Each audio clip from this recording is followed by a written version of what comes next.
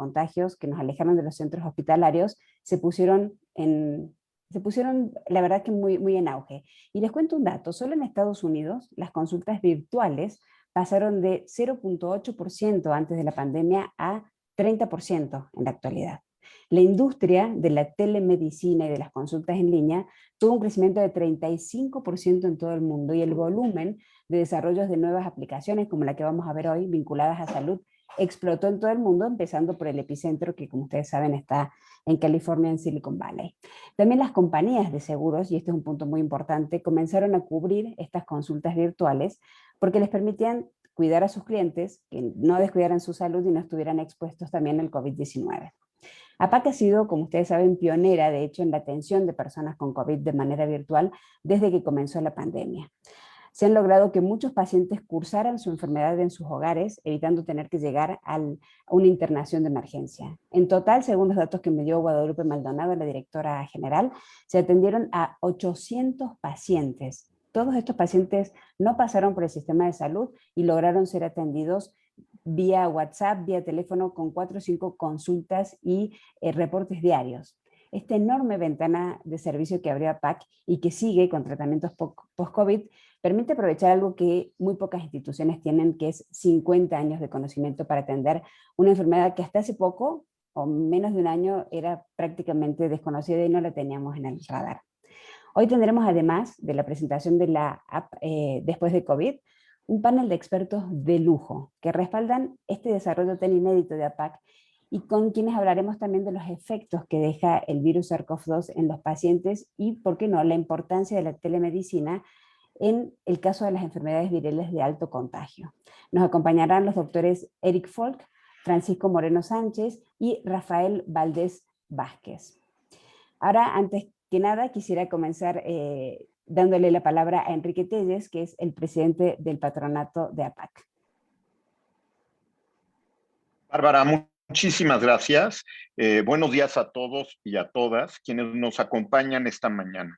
Un agradecimiento muy especial para los doctores Eric Folch, Francisco Moreno, Rafael Valdés, y a nuestra querida Bárbara, moderadora de este panel de primer nivel, como ella misma decía, por aceptar participar en esta conferencia sobre las secuelas de COVID en el marco del lanzamiento de la aplicación móvil de APAC, desarrollada para monitorear y brindar una intervención a quienes más lo requieren en estos momentos de la pandemia. Saludo y agradezco la presencia del licenciado Fernando Balzarretti, presidente de la Junta de Asistencia Privada, a la licenciada Lourdes Sanz, directora de Filantropía del CEMEFI, y agradezco la participación de todos los amigos que nos acompañan y los medios de comunicación. La trayectoria profesional de los integrantes de APAC se ha traducido en múltiples proyectos de gran impacto social, pero sin duda, ninguno se había suscitado en un escenario tan complejo para las organizaciones civiles en nuestro país. Hoy se presenta el producto de un trabajo de equipo con la participación de profesionales internos y externos que hicieron posible esta aplicación móvil y su contenido. Mi reconocimiento especial para aquellos profesionales externos que nos apoyaron, como la doctora especialista en salud pública, la doctora Fernanda Méndez, la neumóloga Eugenia Guerrero, las psicólogas Dalia Peñafiel y Omar Cortés. A los desarrolladores técnicos de OEL, Pedro Hernández, Miguel Cabrera, Germán Escobar, y la asesoría, como siempre, de Felipe Molina Ortiz Monasterio. A la agencia creativa Devórame Otra Vez, con la participación en particular de Paola Rivera, Jimena Barajas y Mauro Hidalgo. Y en particular a nuestro equipo de APAC, la doctora Rocío Huerta, el doctor Alberto Saavedra, la doctora Alejandra de la Cruz, los fisioterapeutas Judith García, Arturo Palafox y José Luis Maya, y Montserrat Márquez. Los nutriólogos Dulce Martínez y Erika Briones, así como la psicóloga Marta Cepeda y la participación de Paloma Baltazar, Isis Lemos y Angélica Sánchez. Muchísimas gracias por todo su apoyo. Esta aplicación móvil innovadora en nuestro país es gracias al patrocinio de Merck y Dome México. Y nos acompañan Claudio González, director médico, y Paola Romero, responsable de donativos. Muchas gracias por su confianza y solidaridad. El objetivo de la aplicación móvil es poder atender a más personas que se han visto disminuidas en su salud y calidad de vida a raíz del contagio del COVID. En este camino nos han acompañado con su solidaridad empresas con alto sentido de responsabilidad social. La atención gratuita a pacientes en APAC es posible gracias al patrocinio de Encotrac. Nos acompaña Juan Jorge Helsi, Banco de México, Fundación BBVA, Fundación Grupo México, con la participación de Jessica Pons y Ricardo Reyes. Ustedes son pieza medular en este esfuerzo. Asimismo, la Fundación CERTUL, Futuro AIP, CEMEX, Servicios Creativos, SUD, con la participación de Iván Torres, Rojo y Verde, Arquitectura de Interiores, con la participación de Gabriel Gómez, por el diseño de la sala de terapia respiratoria, Salud Digna, con la participación de Abraham Campos, Laboratorios El Chopo, que nos acompaña hoy el doctor Benjamín Villaseñor, director de innovación del Grupo PROA, de Nativo, y muchas gracias por su colaboración y apoyo y acompañamiento.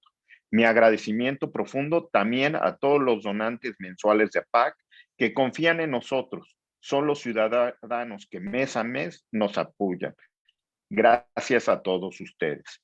A toda la comunidad de niños, jóvenes y adultos con parálisis cerebral y a sus familias. Este proyecto surgió por y para ustedes y son la razón de ser de APAC y esta app.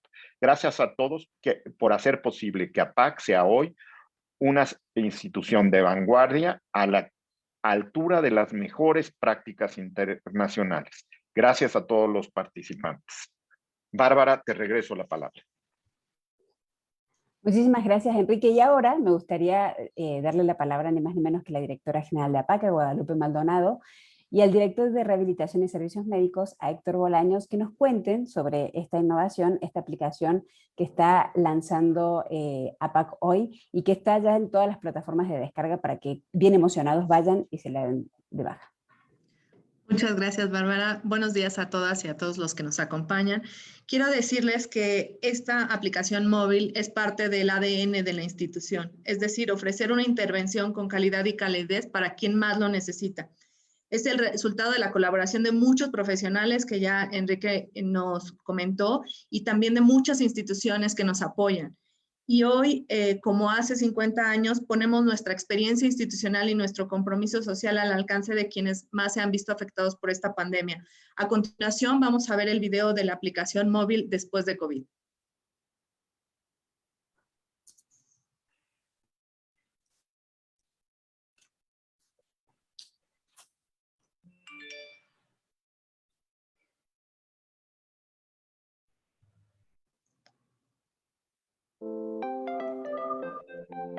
En APAC seguimos innovando para contribuir al bienestar de las personas que han sido víctimas de la pandemia de COVID-19.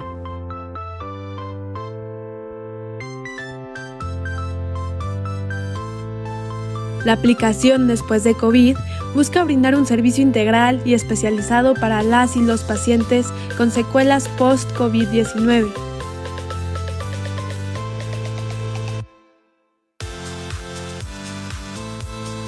A través de un sencillo cuestionario, Después de COVID te brindará una atención plena. Además, la app cuenta con herramientas dinámicas para agendar citas, realizar un seguimiento oportuno, monitoreo personalizado, sugerencias generales y una gran cantidad de recursos para mejorar la calidad de vida de las y los pacientes.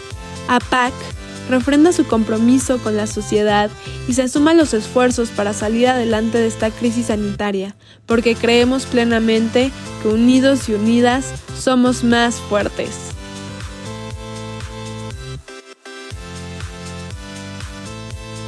Descarga la aplicación en tu celular y agenda tu cita. Te esperamos.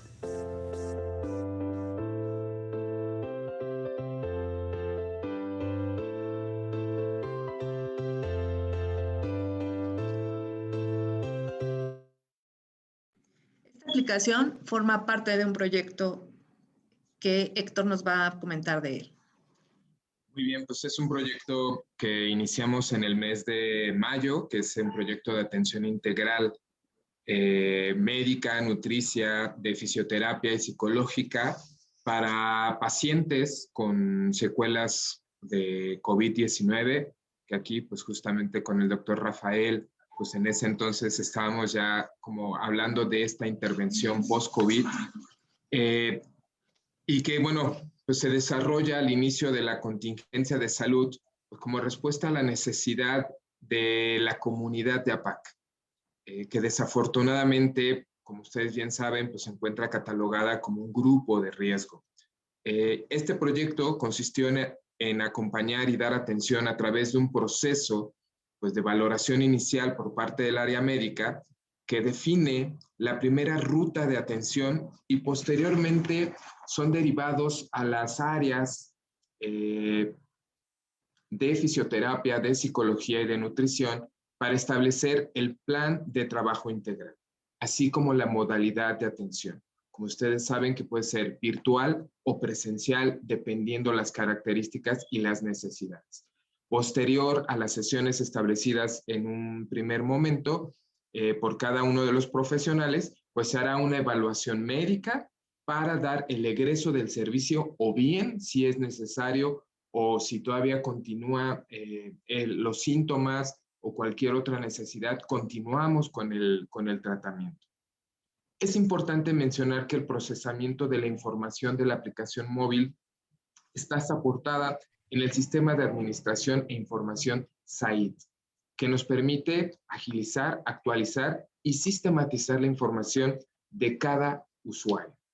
Asimismo, contamos con un manual de operación que describe a través de procesos la intervención de los profesionales y especialistas de las distintas áreas, así como de las escalas y formatos que se requieren para la utilización del material. Es importante mencionar también que el manual y la aplicación, lo que buscamos en un momento determinado es que se pueda replicar. Y es así que, bueno, en este momento estamos trabajando con los centros afiliados, que aprovecho para mandarles saludos a Paculacán, Querétaro, Colima, Zacatecas, Guadalajara, que también nos están acompañando en este momento y que estamos en ese proceso de implementación de este proyecto de atención integral a las secuelas de post-COVID. Con esta aplicación, el usuario está en el centro de la intervención de APAC porque va a poder seguir los ejercicios de rehabilitación y sus avances. Hoy tenemos muchos casos de éxito gracias a este abordaje integral y multidisciplinario. Y con esta aplicación móvil, los resultados aumentarán exponencialmente. La atención será más rápida, precisa y al alcance de todos a ser gratuita. Ayúdenos a que más gente la pueda descargar. Está disponible en iOS y Android a través de la web app apac.mx /después de COVID. Esta aplicación es una contribución de APAC a las personas que se han visto afectadas y es en honor a los padres, madres, abuelos, tíos, amigos fallecidos durante esta pandemia. Para nosotros, estas familias afectadas no son un número frío, trivializado, porque para nosotros ustedes son las historias de vida que importan, las familias a las que hay que acompañar. Muchas gracias. Gracias, Bárbara.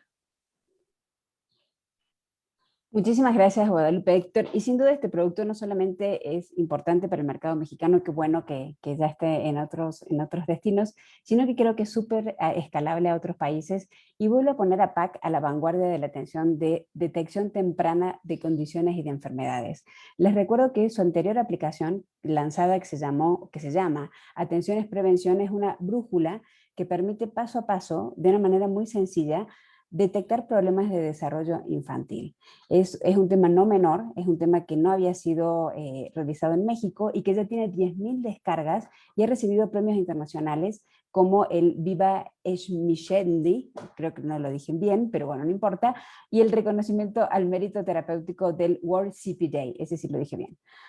Y ahora sí llegó el momento del panel, de conocer de primera mano de los expertos los efectos residuales del coronavirus en un después de, que no está tan difundido ni profundizado. Sabemos muy bien, más o menos bien, voy a decir, porque aquí tenemos gente como el profesor Francisco, el número de infectados. Sabemos más o menos de manera formal el número de defunciones que hay. Ahora sabemos más o menos el número de vacunados, pero lo que poco sabemos es de los efectos que quedan en los pacientes y la cantidad de pacientes que quedan con efectos colaterales a causa de la pandemia. Estamos viviendo, y lo decíamos recién fuera del aire, la peor pandemia global del último siglo.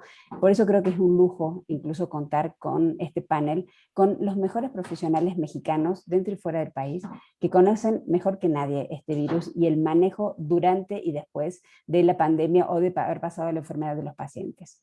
Le doy la bienvenida al doctor Eric Folch, que es médico cirujano del UNAM, tiene una maestría en investigación clínica y especialidad clínica en medicina interna en la Universidad de Emory en Atlanta. Cursó también la especialidad de neumología, terapia intensiva, neumología intervencionista en la clínica de Cleveland. Es director asociado de neumología intervencionista en el Beth Israel Diaconess Medical Center en la Harvard Medical School en Boston.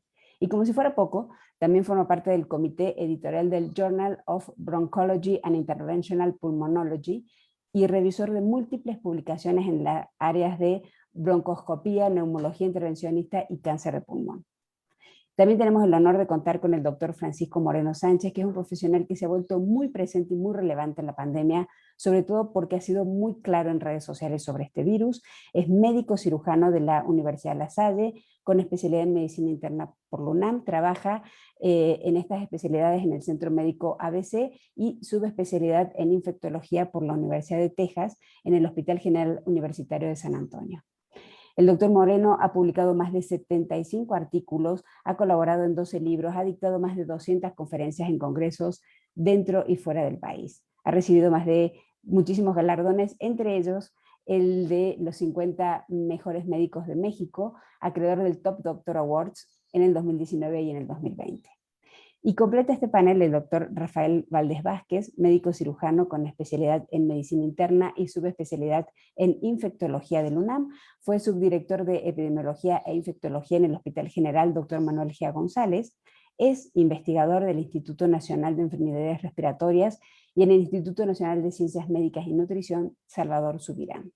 También es profesor titular de pregrado en infectología en la Universidad de La Salle. Y conoce muy de cerca también la pandemia en nuestro país, ya que actualmente es ni más ni menos que el director médico de la unidad temporal Citibanamex Hospital COVID. Sin duda creo que con todos los cargos que pusimos y con todas las especialidades, ya pueden ver que son las personas que más conocen de cerca este virus, esta pandemia y los efectos que puede tener a mediano plazo. Y empiezo con el doctor Folch. Doctor, ¿qué ha aprendido acerca de la recuperación más efectiva de pacientes en estos ya 13 meses que llevamos de pandemia? ¿Hay algún punto en común entre los pacientes que lograron superar la enfermedad, entre aquellos que tenían comorbilidades previas versus la que no, por ejemplo? Gracias, Bárbara. Gracias por tus amables palabras. Antes que nada, es un honor estar aquí con mis colegas y maestros. He de decir que me gustaría tomar un paso para atrás. Lo primero que aprendimos de la epidemia es que esto que creíamos de esto no me va a pasar a mí, es un mecanismo de defensa. Esta epidemia, como mencionaste, nos ha tocado a todos, en nuestras familias, en nuestras amistades, y a todos nos ha tocado en múltiples maneras. Entonces, eso es lo primero que hay que entender. Lo segundo es que aprendimos que teníamos que ser juiciosos en cuanto a de dónde obteníamos la información, cómo la divulgábamos y cómo éramos pacientes en cuanto a esperar que esa información se confirmara, ¿no? Porque al principio escuchamos a unas personas o a unos políticos y luego teníamos que retractar lo que se había dicho, pero conforme fuimos avanzando en el campo clínico, entendimos que había que atender, que lo primero era prevenir, que la gente no se infectara, ¿no? Ya sea primariamente, ¿no? Con las medidas sanitarias y el uso de la máscara. Lo segundo era prevenir cuando tuviéramos una vacuna, que es el momento actual, gracias a Dios, y que había que apoyar a los pacientes de acuerdo a la gravedad de la enfermedad que ellos tenían, ¿no?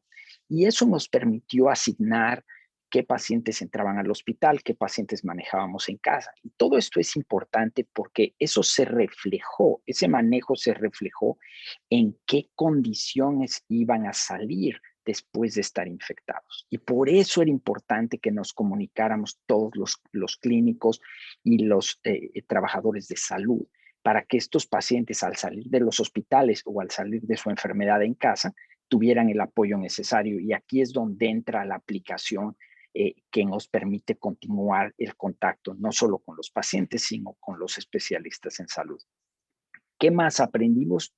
Que la batalla inicial en los pacientes más graves en la terapia intensiva y los días que pasan en la terapia intensiva predecían el periodo que iban a necesitar de rehabilitación y qué funciones teníamos que apoyar, ya sean de nutrición, musculoesqueléticas, neurológicas y definitivamente psicológicas, ¿no? El trauma de todo lo que vimos. Entonces, ha sido, si me pides que resuma qué hemos aprendido, me parece que podríamos cada uno de nosotros escribir un libro. Esa es la realidad. Mi siguiente pregunta tiene que ver con el doctor Francisco Moreno. Usted ha sido sin duda un enorme divulgador en redes sociales. Recién hablaba el doctor Eric de la importancia de tener información fidedigna y comprobada, hablando sobre el virus y comenzando sobre todo con la prevención. Francisco, ¿cuáles fueron los factores o las acciones que generaron una mayor dispersión del virus? Porque vivimos estos picos, estas olas, que cada vez inventamos nuevas palabras, pero ¿cuáles han sido los factores que generaron esta mayor dispersión que a lo mejor se pudieron haber evitado con muchísima anticipación? Bueno, antes que nada, es también para mí un honor estar con este grupo. Los felicito por la aplicación que están lanzando. Creo que va a ser algo muy útil. Cuando me platicaron del proyecto, lo que pensaba es, el médico que está atendiendo a estos pacientes a veces se ubica o se inclina nada más a tratar de salvar al paciente que está grave. Una vez que lo sacas adelante, pues estás con el siguiente que está grave y como que ya te olvidas del que salió y si caminó, qué bueno, y después, pues a ver qué pasa. Y cuando él te pregunta algo, dices, no, ya tocó tu turno, ahorita estoy atendiendo otro muy grave, ¿no? Ese continua círculo de cosas que no para uno de ver pacientes graves y graves, ha hecho que nos olvidemos un poco de esta situación. Pero contestando a tu pregunta, Bárbara, creo que lo primero que tenemos que entender es que en esta enfermedad tenemos que ser humildes, porque no sabíamos de la enfermedad. Es una enfermedad nueva. Ser humildes es decir, me equivoqué. Yo al principio pensaba que los cubrebocas no eran tan útiles como acabaron siendo, pero hay que tener la humildad de decir, no lo sabía y ahora lo sé. ¿Qué fue lo que hizo que se dispersara este virus en la magnitud como lo ha ocurrido? 3 condiciones, lo que yo llamo la tormenta perfecta. Un virus totalmente nuevo para el ser humano. Todos éramos susceptibles al virus cuando este se descubrió, porque no había el antecedente inmunológico de defensas que me pudiera proteger contra un virus nuevo. Segundo, un virus altamente contagioso, porque es un virus que no se contagia cuando ya tengo la enfermedad, se contagia desde antes. O puede contagiarse cuando hay personas asintomáticas, porque un buen porcentaje de personas son asintomáticas. Entonces, este virus no hay una manera de decir, tú tienes esa roncha, tú te aíslas. No te da esa posibilidad. Tienes que anticiparte, tienes que buscar a los contactos de los enfermos para lograr prevenir esa dispersión. Y el tercer punto, el mundo globalizado. Uno en donde puede viajar en 24 horas a cualquier parte del mundo. Entonces, tuviste la tormenta perfecta. Un virus nuevo, un virus altamente contagioso y un virus, ¿sí?, que se podía llevar de un lado a otro de una manera muy rápida por la globalización que tenemos. ¿Qué sabemos ahora? Que el virus es respiratorio. Olvidémonos de estar sanitizando hogares, cosas de los tapetes que producen más fracturas de cadera que la protección del virus. Es un virus que desafortunadamente, y lo digo así, se contagia por el contacto social, por estar en contacto con la gente. Y esto ha sido impactante en nuestra vida. Impacta nuestra vida diaria, la sociabilidad, las escuelas, la convivencia con los abuelos. Es decir, era un virus para el cual nuestra mente no estaba realmente preparada para decidir, tengo que cambiar, tengo que hacer este cambio de estilo de vida para poder enfrentar esta enfermedad. Y como decía el profesor Darwin, el que no cambia, la especie que no cambia no sobrevive. Ese cambio ha costado. Lo que te puedo decir es, el cubrebocas es fundamental porque es una enfermedad que se transmite por vía respiratoria. Y lo que ha ido cambiando con la enfermedad es que hemos tenido variantes que se vuelven más contagiosas y tenemos que aumentar la protección que tenemos. Tenemos que ser más conscientes de que, pues, tenemos que seguir cuidándonos. ¿Por qué? Porque la enfermedad no ha terminado. Si logramos entender que disminuyendo el contacto social, que disminuyendo la exposición con personas, estando en lugares abiertos y usando un cubrebocas, que es una medida que no daña, que no afecta, que no te enferma y que sí protege, sí sirve y sí ayuda. Si no entendemos eso a estas alturas, es que no hemos aprendido a que somos vulnerables y que tenemos que ser humildes. Tenemos que regresar a las bases de decir esto, usar un cubrebocas, y ahora un doble cubrebocas si no vas a usar un N95, un KN95 por las variantes, entonces va a seguir la enfermedad. Muchísimas gracias, doctor Francisco. Y justo antes de la conexión que hicimos una pequeña reunioncita aquí, Rafael Valdés, al que va la siguiente pregunta, decía que él que lleva adelante ni más ni menos que la Dirección General de la Unidad COVID del Centro City Banamex, no se contagió de COVID y que tiene más miedo en el supermercado que en el hospital. Y por eso creo que lo que decía Francisco viene directamente a la siguiente pregunta. Usted que está en la línea de fuego de uno de los centros de mayor cantidad de casos que se han tratado en la pandemia, ¿cuáles son las secuelas más recurrentes que han detectado en los pacientes que estuvieron en la unidad temporal City Banamex? Porque recién decía Francisco que el día a día y el estar tratando de salvar no permite ver a la gente que se va, pero ustedes están haciendo un trabajo particular e incluso me encanta porque has traído imágenes de las secuelas que se pueden ya detectar en el cuerpo de los pacientes que cursaron la enfermedad. Claro que sí, Bárbara, con mucho gusto, pero antes que nada sí quiero declarar que es un privilegio estar con ustedes en este panel y también ser testigo de esta gran iniciativa que sin duda va a colaborar mucho de lo que vamos a resolver, una necesidad no cubierta, que es la atención al post-COVID, de lo cual voy a tratar de explicar brevemente a través de estas láminas, si me hacen favor de irlas colocando. Y es que yo lo digo de broma cuando estamos en las capacitaciones hacia el personal que trabaja aquí en el COVID, la unidad temporal COVID-19 del City Banamex, que el COVID-19 es una infección por un virus que, si bien afecta predominantemente el pulmón o a veces afecta el pulmón, tenemos que reconocer que es una enfermedad multisistémica y que si bien tiene un comportamiento agudo en una etapa, casi invariablemente en un grupo importante de pacientes genera afectación a mediano y a largo plazo. Aquí les muestro esta gráfica. Esta es de una publicación de la revista Nature, que me permití ponerla de esta manera porque es muy ilustrativa de lo que acabo de decir. Es una enfermedad que, si bien predominantemente afecta a las vías respiratorias, particularmente a los pulmones, es una enfermedad que en todo su espectro puede afectar prácticamente cualquier órgano y que, derivado de ello, puede generar una secuela o sintomatología persistente. Y aquí hay desde condiciones que pueden llegar a ser discapacitantes por daño a un órgano específico, como sería propiamente los pulmones, y que esta persona requiera a largo plazo de suplementación de oxígeno y, lógicamente, ahí una gran necesidad de rehabilitación pulmonar, o lo que implica la debilidad muscular, el daño hacia las terminaciones nerviosas que nos ayudan a la movilidad y a la sensibilidad,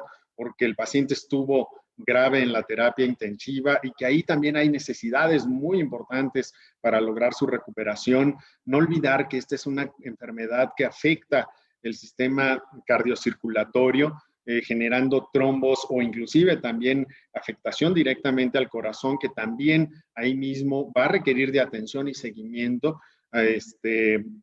Lo que ahora ha sido muy peculiar en esta condición, las manifestaciones mucocutáneas a largo plazo con la pérdida de cabello. Y, insisto, a mí no me dio COVID, pero así ya quedé desde los 32 años, pero es una secuela muy frecuente y que lo refieren los pacientes, que esto abona a ya las afectaciones, tanto en el estado de ánimo de las personas, que aquí quiero tocarlo también. Es una condición también muy frecuente, lo que son los trastornos neuropsiquiátricos o distimias que se generan alrededor de todo este padecimiento, que, como ven, no es nada más una afectación monotemática, sino que afecta a muchos órganos. La siguiente, y es así que se generan necesidades de atención multidisciplinaria desde los aspectos neuropsiquiátricos, nutricionales, del primer contacto de atención o comunitario, en donde los médicos ahora tienen que estar familiarizados en la atención de estos fenómenos persistentes o prolongados, tanto que ahora ya hay una propuesta muy formal de llamar síndromes post-COVID o COVID prolongado, y que los médicos tenemos que aprender a reconocerlos para poder ejecutar acciones específicas para promover la recuperación de los enfermos. La siguiente. Y así les quiero platicar lo que hemos hecho aquí en la unidad temporal prácticamente desde un inicio. La siguiente, que es a través de una plataforma digital en donde nos ha acompañado durante todo el proceso de atención de los pacientes, desde que el paciente es evaluado en un área de triaje comunitario, su traslado a la unidad, y también durante toda la estancia hospitalaria, lo que nos ha permitido tener una gran cantidad de datos para ser analizados, incluyendo aquellos que provienen también con la vinculación con la familia. La siguiente, y lo que nos compete ahora, el seguimiento una vez que el paciente ha regresado a su domicilio, que aquí nuevamente también lo que ya comentaba Bárbara en un inicio, el apoyo de las tecnologías de la telemedicina, el seguimiento en casa. Así, nosotros hemos hecho seguimiento de más de 7,000 pacientes hasta los 90 días de que el paciente ha sido egresado, y esto es lo que hemos observado. La siguiente, en donde tenemos toda una serie, una constelación de síntomas que en un inicio, cuando nosotros los tratábamos de ir disecando, nos dimos cuenta que podríamos nosotros agruparlos y poder diferenciar cuáles eran aquellos que podían persistir o cuáles aquellos se habían ya disminuido o prácticamente desaparecido, o aquellos que inclusive o se incrementaron o ya estaban impactando en la calidad de vida de los enfermos. Y acá es una tabla compleja, pero yo quisiera nada más centrarlos en lo que es en la columna de la derecha, en donde los que están aquí resaltados en rojo y en verde más intenso son los síntomas que persisten a largo plazo de este grupo de enfermos que han sido evaluados a más de 90 días, y les digo que es una cantidad importante, en donde predomina mucho el cansancio, las alteraciones mucocutáneas que son referidas con mucha frecuencia, la persistencia de tos, sobre todo manifestaciones que podríamos agrupar en el terreno de lo musculoesquelético y también en lo neuropsiquiátrico. De hecho, en la siguiente diapositiva, si me la hacen llegar por favor, nos llevó a hacer una propuesta de generar conglomerados de síntomas o de manifestaciones de los pacientes a largo plazo, es decir, después de los 30 días, después de que han sido egresados, y podríamos nosotros englobarlos en neuropsiquiátricos, que estarían aquí entre el azul y el gris, en donde vean cómo tenemos síntomas que pueden llegar a ser muy importantes y como detonadores de una necesidad de atención, porque esto te puede llevar a un impacto importante en la calidad de vida de los enfermos. Tristeza, llanto fácil, trastornos de la alimentación, sensación de enojo, angustia, falta de sensaciones como distimias o de empatía, o esto que ha sido también muy importante, una sensación de vulnerabilidad y de que algo malo me va a pasar. Sudoración como componente también de un trastorno de ansiedad. esto que ha sido también recurrente dentro de las manifestaciones a largo plazo, la fatiga, que puede llegar a ser inclusive discapacitante, que la persona no pueda reincorporarse a sus actividades habituales. Esto cuando se trata, por ejemplo, de brotes intrafamiliares, que nosotros le llamamos los clústeres intrafamiliares, y que quedan con todo este número de secuelas. Nada más imaginen todas las necesidades que tienen que cubrirse entre ellos para poderse atender si es una enfermedad que tiene un desgaste muy importante desde el punto de vista energético, y que esto deriva también en una necesidad de poder recuperar todo ese hándicap nutricional, ¿no? Para poder volver a activarte y poder regresar a tus actividades normales. Los trastornos podríamos nosotros agruparlos como neuropsiquiátricos, como pérdida de la memoria, insomnio, dolor de cabeza es uno que manifiestan con muchísima frecuencia, parestesias o sensaciones raras en las manos o en las piernas, o lo que nosotros llamamos trastornos de la sensibilidad, que se vuelven lentos al caminar o torpes, que no sienten esta misma agilidad tanto mental como física. Tenemos otros, por ejemplo, que son los propiamente respiratorios, en donde aquí se podrían entremezclar entre la dificultad respiratoria, el cansancio fácil, la sensación de que no están plenos en su respiración, dolor de garganta, esta parte de que todavía quedan con escurrimiento nasal o que tienen sensación de que tienen algo en la garganta o de que tienen un cuerpo extraño. O los musculoesqueléticos, esto es mucho más frecuente en aquellos pacientes que estuvieron graves, ya sea requiriendo oxígeno con un sistema de alto flujo o que de plano estuvieron en una unidad de cuidados intensivos. Esto también tiene una relación lineal. Entre más grave estuvo el enfermo, las manifestaciones en cada uno de estos componentes son más intensas o más frecuentes o tardan más tiempo en ir disminuyendo o recuperarse. Inclusive ya había mencionado esto de las manifestaciones mucocutáneas, en donde la pérdida del cabello ha sido una de las manifestaciones que ahora podríamos considerarlas de alto impacto por la preocupación que representa el que la persona está teniendo un cambio físico, ¿no? que era inesperado y que está asociado a la enfermedad. Y que si a esto todo lo ponemos en un contexto del impacto que cada una de estas manifestaciones puede tener en lo psicológico, en lo anímico, pues bueno, podríamos estar hablando de una enfermedad que puede llegar a tener efectos devastadores. Y aquí quiero, ya para terminar mi participación, lo que conlleva esta parte psicológica, en donde además hay muchos componentes que rodean a la enfermedad, como por ejemplo la culpa de yo infecté a alguien más, estoy inserto en un brote intrafamiliar en donde yo infecté a mi abuelo y él murió, ¿no? Y en donde hay todo este trabajo que se necesita para poder acompañar a los enfermos que han sobrevivido al COVID, para que vayan superando cada una de estos, podríamos decirlo, traumas que ha generado en lo anímico y en lo psicológico, en todo lo que ha rodeado el haber experimentado una hospitalización prolongada, un aislamiento, una sustracción de su núcleo familiar, un cambio de toda su vida. Para muchas personas esto es un antes y un después que ha padecido de COVID. La última, por favor.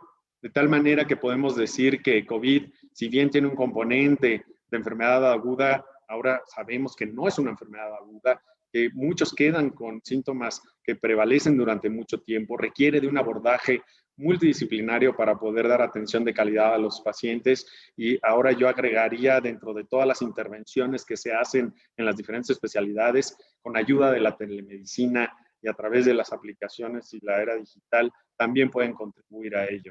La carga del sistema de salud será muy prolongada y habrá que dedicar recursos de forma eficiente para poderla atender, así que celebro esta iniciativa que ustedes tienen y pues todavía tenemos muchas preguntas alrededor de esta enfermedad porque no ha acabado. Muchísimas gracias.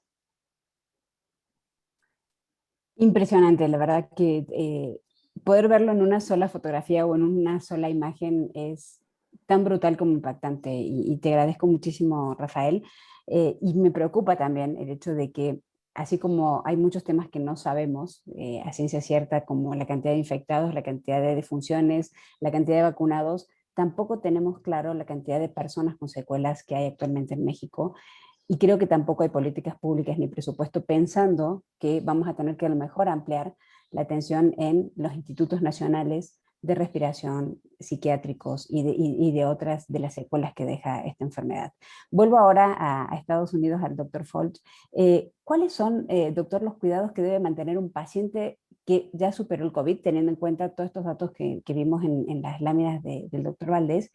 Y si hay en Harvard aplicaciones similares a estas que estamos viendo hoy en APAC, para saber un poco cuáles son los beneficios de tener este seguimiento online, cómo podemos aprovechar esta enorme migración que hemos tenido al distanciamiento y al estar en línea, para aprovecharlo en juntar mucha información, como hicieron en la unidad de Citibanamex, y también para empezar a tener como estas ramas de pacientes que más o menos tienen lo mismo. Gracias, Bárbara. Quiero magnificar el mensaje que nos dio el doctor Valdés, ¿no? Que estos pacientes, la lucha empieza en la parte de rehabilitación cuando dejan el hospital, dejan la terapia intensiva, los valoramos. Contestando directamente a tu pregunta, no tenemos una aplicación similar. Ojalá la tuviéramos, vamos a echar a andar ese esfuerzo. Y la razón por la que no la tenemos es que este movimiento a telemedicina nos tomó, igual que a México, por sorpresa y tuvimos que catalizar los efectos que permitieran que pasara eso, ¿no? Para darte un ejemplo, tuvimos que poner leyes rápidamente en espera, leyes de confidencialidad y demás, porque no podíamos comunicarnos, por ejemplo, por texto. Entonces tuvimos que poner cosas a un lado. No podíamos practicar medicina a través de un estado a otro. En México tu licencia te permite a lo largo del país y a lo ancho del país practicar medicina. En Estados Unidos tu licencia solo te permite practicar en el estado en el que estás.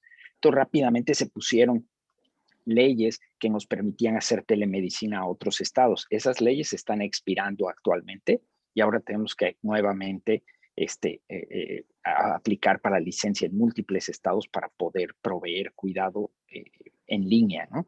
Entonces, el movimiento no es de vanguardia o no hemos avanzado mucho en ese sentido en este país, tristemente. Lo otro es que el cuidado está fragmentado, igual que en otros países, y la distancia entre el médico que trabaja dentro del hospital y el que trabaja afuera o los servicios de rehabilitación es tristemente grande. Y gracias a Dios tenemos expertos en rehabilitación, médicos expertos y personal de salud que se especializa en esto. Pero te voy a dar el ejemplo de algo que mencionó el doctor Moreno. Mi área, yo trabajo en la terapia intensiva, hago los procedimientos de traqueostomía y tubos de nutrición enteral, y cuando el paciente se libera del ventilador, estamos todos muy contentos. Literalmente tomamos un video a la salida de la terapia intensiva, pasan al piso el paciente, a la guardia regular, y ahí el paciente pasa un par de semanas. De ahí pasan a un centro de rehabilitación externo y finalmente vienen de vuelta a mí para decanular la traqueostomía y el tubo de nutrición enteral. Pero ustedes se pueden imaginar que el número de pasos y el número de médicos que estos pacientes encuentran a lo largo del camino es muy grande. Me encantaría tener una comunicación en línea o una comunicación en la palma de mi mano, como ustedes están haciendo, para poder comunicarme en tiempo real, no solo con mis colegas, sino con el paciente directamente, ¿no? Entonces, creo que lo que ustedes hacen es verdaderamente novedoso y digno de aplaudirse. Yo voy a enfocar esfuerzos en hacer eso, pero esa sería lastimosamente mi impresión de cómo nos ha costado seguir en la telemedicina, ¿no? En esa pauta. Bueno, creo que hay una enorme oportunidad para que APAC exporte ni más ni menos que a Harvard, al corazón de la medicina en Estados Unidos, junto con Houston, esta aplicación que, como les decía, yo creo que es absolutamente replicable. Ahora vuelvo con el doctor Moreno. Si bien hay muchas recomendaciones de cuidados previos, los que bien comentabas tú antes, hay muy poco sobre cómo capotear las lesiones o las secuelas posteriores. ¿Hay algún manual? ¿Ustedes aplican algo? ¿Cómo le dan seguimiento ustedes a los pacientes que cursaron la enfermedad y, como decía recién Rafael, o se les cae el pelo, o tienen una sensación de culpa, o tienen insomnio, o siguen sintiendo ese cansancio permanente? Tenemos un programa posterior a que los pacientes son dados de alta, en donde cubrimos 3 áreas fundamentales: el área psicoemocional, el área de terapia pulmonar y el área que nosotros llamamos física, en donde lo que tratamos es, aquí algo que hemos aprendido es que buscamos siempre tener una estrategia para que la mayor parte de los pacientes lleve un tratamiento, y tratamos de hacer el A, B, C. Lo que hemos aprendido en esta enfermedad es que los pacientes no leen esos manuales. Cada quien es individual, cada quien tiene una historia detrás del problema que trae. Lo comentaba Rafa, hemos tenido pacientes que han estado 3 miembros de la familia al mismo tiempo hospitalizados y que desafortunadamente uno de ellos no sale adelante.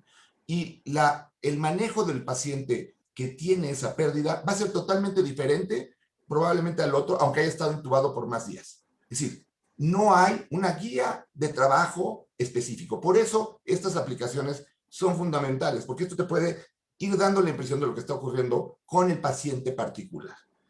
Puedes hacer programas como el nuestro, en donde tengas esta terapia pulmonar porque el paciente estuvo intubado por largo tiempo, tiene daño que sugiere fibrosis pulmonar, una rehabilitación pulmonar importante. Puedes tener el paciente que requiera un apoyo emocional porque tuvo pérdidas también al estar enfermo, pero tienes que individualizar al paciente.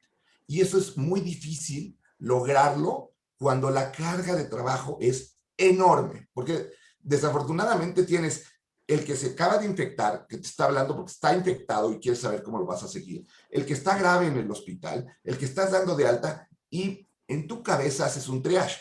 Y muchas veces ese que acaba de salir, para ti ya se curó, ya no tiene problema, ya se salvó, ya no se queje, ya se salvó, porque está aquí el que se está muriendo o está aquí el que está empezando.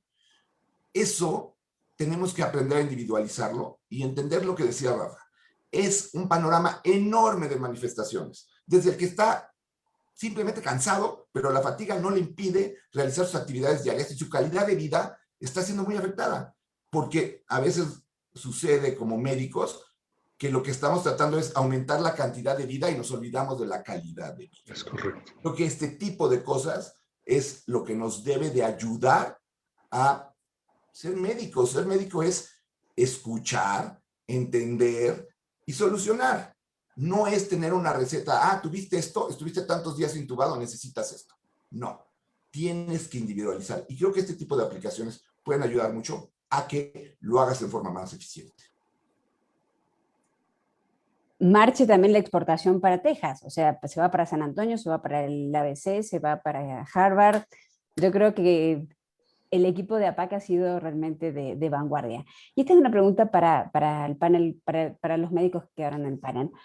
¿Cuál es la mejor recomendación que ustedes le darían a un paciente, a sus cuidadores cercanos, a su familia, una vez superada la enfermedad? Yo sé que es una pregunta muy amplia, pero lamentablemente siento que hay muy poco de esto. O sea, me salvé, qué bueno, ya no tengo respirador, ya me puedo ir a mi casa, conseguí primero cama, conseguí que me internaran, conseguí que me dieran el tratamiento, me salvé, ya estoy del otro lado. ¿Con qué recomendaciones le dan a ustedes cuando se van? ¿Qué le recomiendan a la familia, a su círculo más cercano o a ellos mismos? No sé si quieres empezar tú, Francisco, o a lo mejor Eric. Como quieran, si quieres empiezo. Mira, yo lo que hago cuando salen y tenemos la fortuna de que sale el paciente de alta, está la familia, lo recibe, y lo primero que les digo es, les voy a pedir un favor a todos, disfruten la vida. Esta enfermedad nos ha enseñado que la vida se puede terminar en cualquier momento. Disfruten la vida.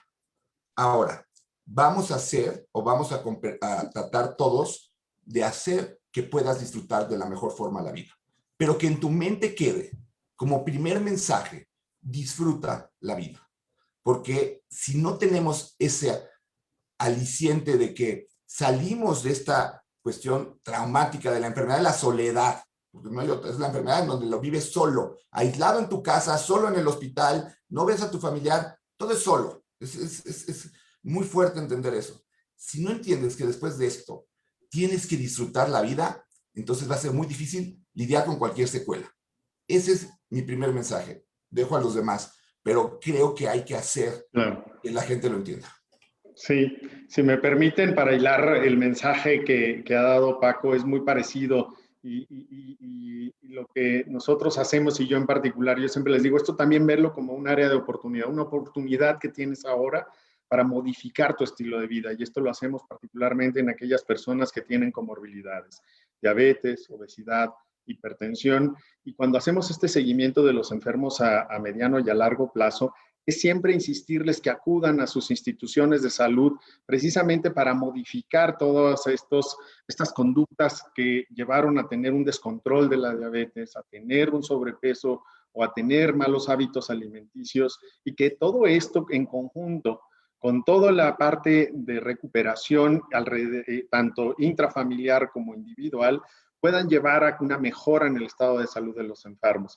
Nosotros somos muy enfáticos en el Citibanamex, en todos los enfermos que atendemos, es en el control estricto y preciso de las comorbilidades. Entre el 30 y el 45% de los pacientes que atendemos tienen diabetes, y de estos casi todos, más del 80%, llegan con descontrol crónico.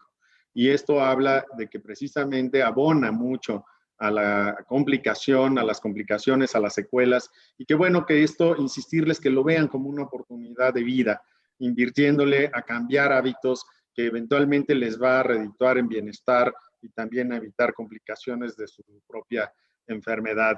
Y algo que también somos muy enfáticos con la red de apoyo de la familia, y aquí nos ayuda mucho nuestro equipo de trabajo social, es en tratar de vincularlos con el sistema de salud, ya sea a nivel comunitario, a través de los centros de salud, el seguro social o el ISSSTE, para que puedan engancharse en atención médica y darle seguimiento, y que de alguna manera puedan también acceder a todos los componentes de rehabilitación. Aquí APAC nos ha ayudado con un grupo de pacientes que los hemos referido para que, sobre todo en aquellos que tienen necesidades mayores, sobre todo cuando han salido de la terapia intensiva, e insistirles al núcleo familiar. Esto es una condición que, más que una carrera, es un maratón, y que la persona, para que pueda llegar a poder estar al máximo porcentaje de recuperación, se necesita mucho trabajo y paciencia y mucho apoyo.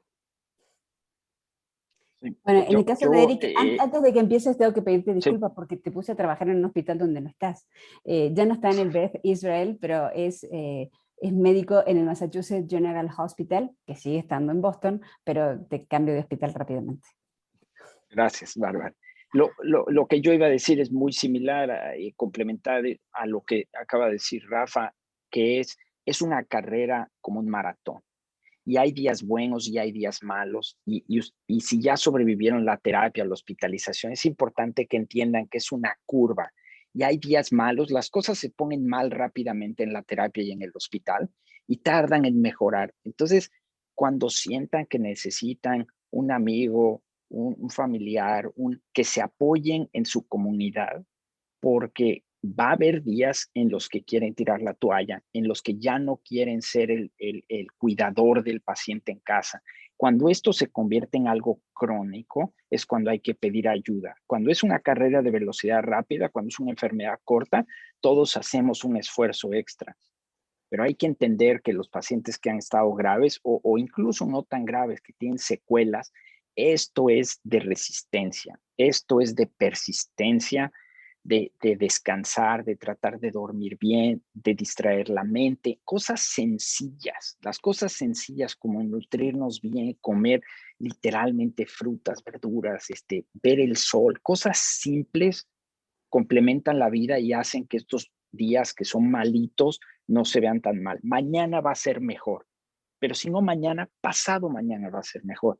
Pero lo veo, los pacientes que sobreviven, los pacientes que salen bien, que les quitamos la traqueostomía, que son esos pacientes que entienden esto como un proceso, ¿no? Que no dicen, en cuanto me quiten esto, estoy perfecto. En cuanto pueda caminar, estoy perfecto, sino que saben que es progresivo, ¿no?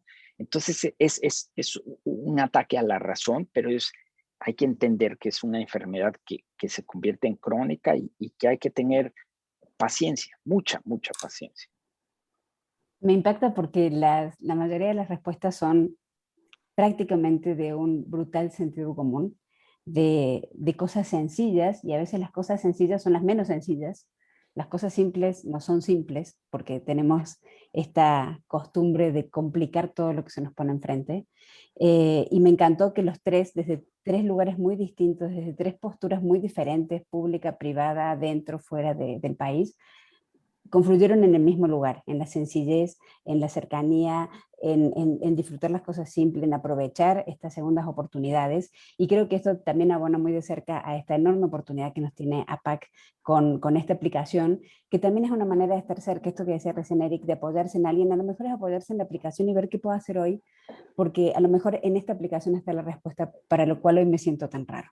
Muchísimas gracias a cada uno de ustedes, ha sido un privilegio, un lujo increíble. Ojalá tengamos muchísima gente viendo este video, de contar con ustedes que conocen tan de cerca y que tienen esta enorme humildad para transmitirlo de una manera tan humana.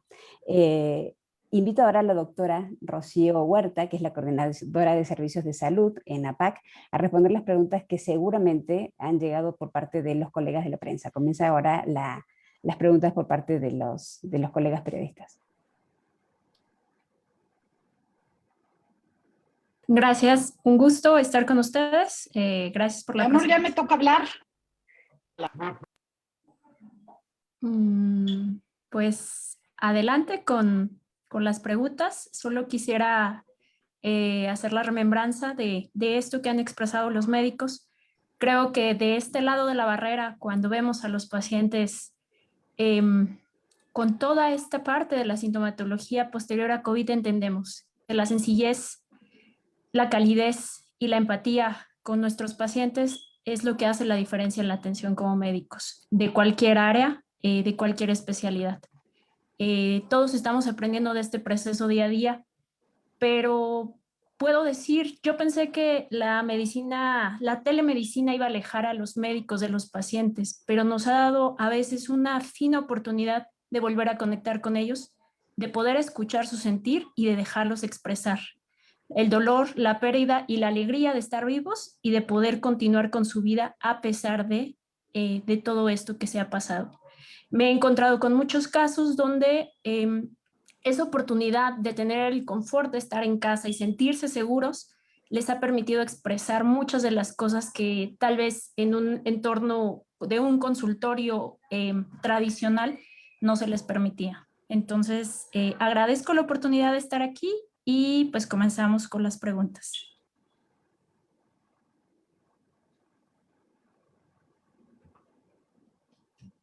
No sé cómo va a funcionar. ¿Las leo en el chat o...? Sí, leámoslas en el chat porque... Ok. Bueno, hay algunas felicitaciones. Me regreso, felicitaciones. Mira, acá hay una al final, si me permites, que esta se la quiero aventar a Eric Folch. Ok. Me parece muy buena. Dice, ¿con qué especialista hay que asistir cuando un enfermo post-COVID, luego de 8 meses de haber sido dado de alta, haber estado 1 mes en el hospital, 12 días intubada y tener sensación aún de asfixia? Y esta me parece un escenario muy común del enfermo que ha salido de la unidad de cuidados intensivos. Yo diría el médico internista es el mejor equipado para esto. Un neumólogo es también la persona correcta. Y yo diría que 3 pruebas son muy importantes para mí. La primera es asegurarnos con una tomografía de tórax, si es posible, no se necesita contraste, asegurarnos de que los pulmones van en la dirección correcta y que no tenemos un estrechamiento a nivel de la vía aérea principal que llamamos la tráquea. Asimismo, ver si esta sensación se correlaciona con una baja en la oxigenación, es decir, poner el saturómetro, que todos ustedes se han familiarizado, y caminar una distancia específica para ver si hay cambios en eso o si es la sensación de falta de aire. Y lo tercero es, si estas han sido descartadas, asegurarnos de que no hay un problema, ya sea a nivel de los vasos sanguíneos en los pulmones que puedan tener coágulos, o que tengamos un problema relacionado como un problema de corazón. Entonces, el internista es la persona que puede manejar esto en forma multidisciplinaria, pero un neumólogo también puede. Estas serían las causas más frecuentes. Muchas gracias, doctor. Si me lo permiten, hay una pregunta. ¿El Centro Banamex sigue operando? Había leído que cerraría en marzo. Sí, seguimos operando. Hemos tenido varios alargues en cuanto a las fechas de cierre, y es que esta unidad estaba destinada para solo 3 meses. Y bueno, la dinámica de la epidemia nos ha llevado a tener, y por otro lado también la renovación de los esfuerzos de tanto de la Ciudad de México, el gobierno de la Ciudad de México, las fundaciones y la misma Secretaría de Salud, pues han renovado este compromiso mientras la necesidad exista. El siguiente plazo que se ha establecido es al mes de junio.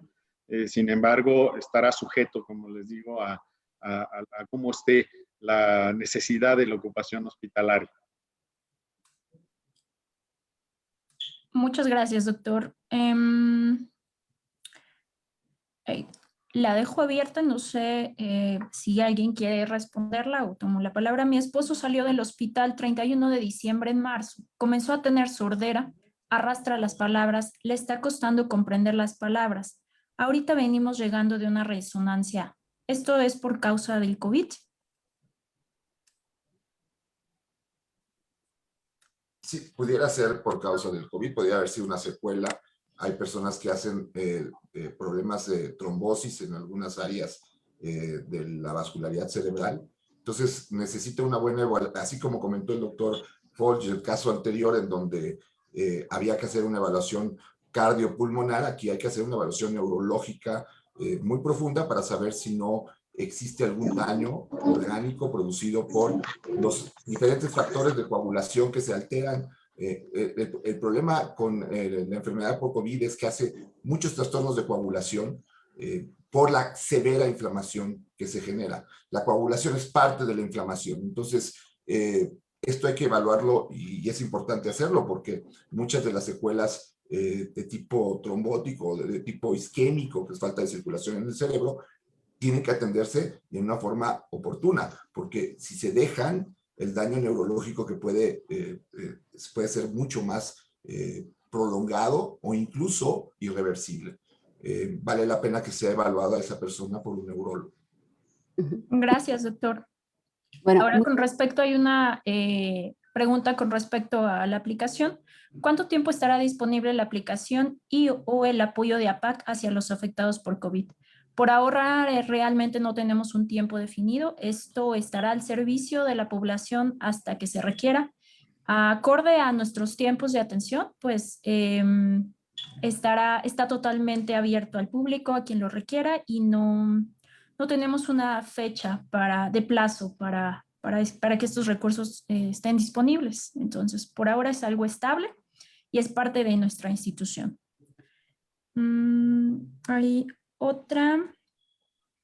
¿Cuál es su panorama para los próximos 10 años en cuanto al COVID y en las eminentes próximas pandemias que por ahora estamos distanciados? No entiendo muy bien la pregunta. Me imagino que el panorama en cuanto a la probable presentación de una nueva epidemia, ¿o me podrían indicar un poquito, aclarar un poquito esta pregunta, por favor?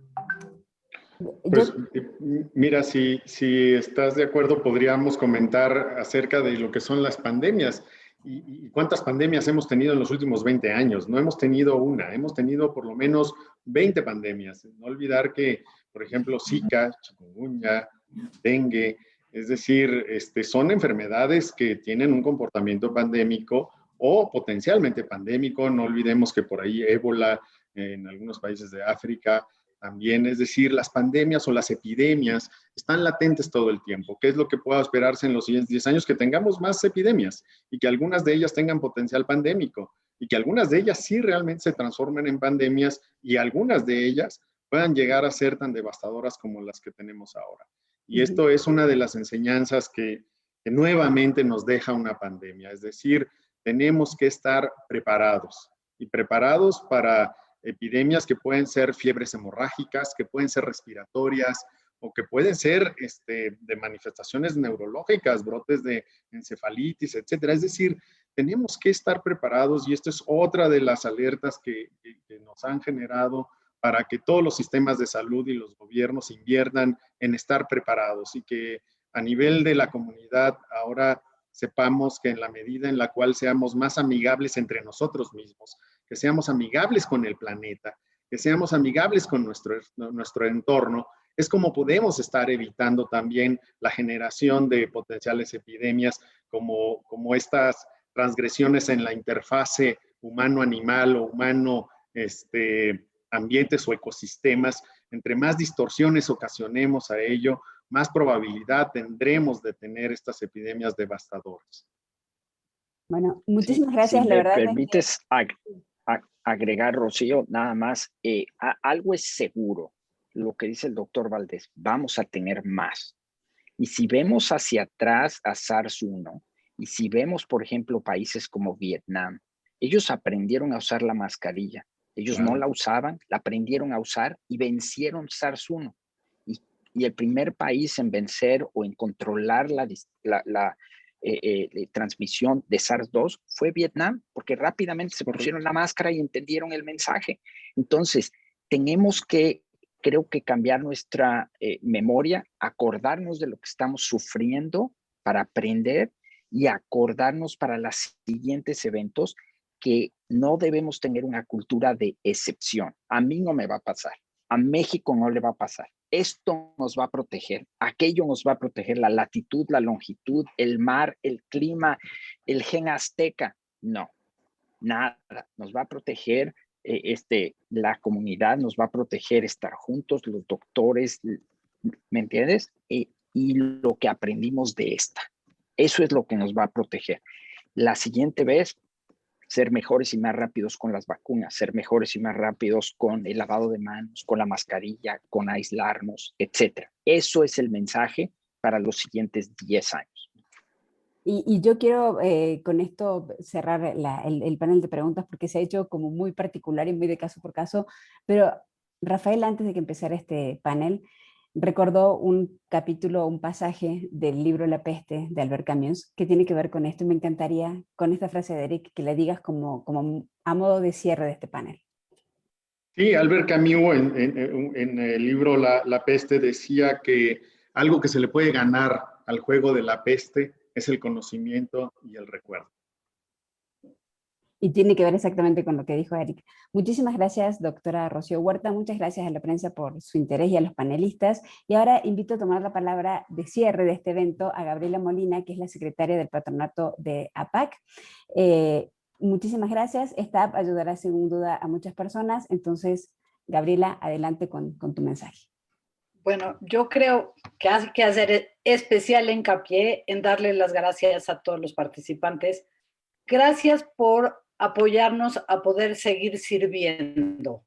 El compromiso social de APAC en estos 50 años de vida, que esperamos que sean muchos más, se hace evidente todo el tiempo, pero ahora con la pandemia fue súper notorio que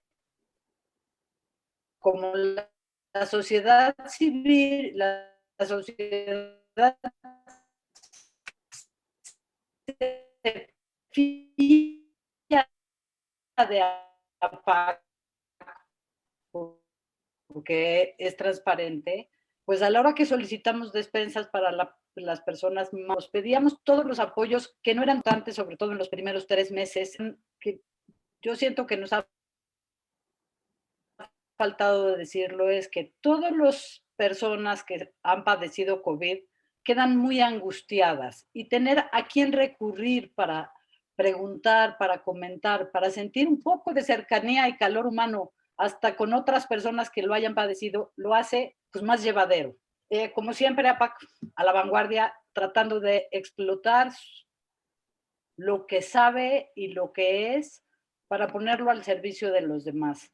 Creo que esa es la parte más importante de toda esta aplicación, es volvamos más productivo todo lo que aprendemos y lo que tenemos, porque las cosas están muy duras. Mil gracias a todos, a nuestros donantes, a nuestros, yo digo que son nuestros socios, porque sin todas las personas que participan en APAC, APAC no podría hacer nada de lo que hace. Les mando un abrazo a todos. Bueno, muchísimas gracias. Y la verdad es que uno de los conceptos de la pandemia es que todos conocemos a alguien que pasó por la enfermedad. Alguien muy cercano, de un punto de contacto en la casa, en los amigos, en el trabajo. Entonces, no me quiero despedir sin pedirle que antes que viralicen muchísimo esto, que sean tan virales y tan efectivos como el COVID-19, que lleguen a muchas personas, que le diga que bajen esta aplicación está disponible en todos los tipos de plataformas, seamos virales, efectivos en esto, porque esta aplicación realmente salva, ayuda, acompaña, es importante. Nos puede pasar a nosotros si hemos cursado la enfermedad, le puede pasar a alguien de nuestra familia que le pasó, a un compañero, a un amigo, a alguien de estos chats en los que nos hemos acostumbrado a estar. Corran la voz, corran rápidamente la voz, porque creo que esta es una excelente solución para una de las enfermedades que menos esperábamos tener en el 2020 y que seguimos cursando desafortunadamente en el 2021. Les agradezco a todos y muchísimas gracias a PAC por permitirme estar en esta mañana de lujo, de verdad, este miércoles de abril.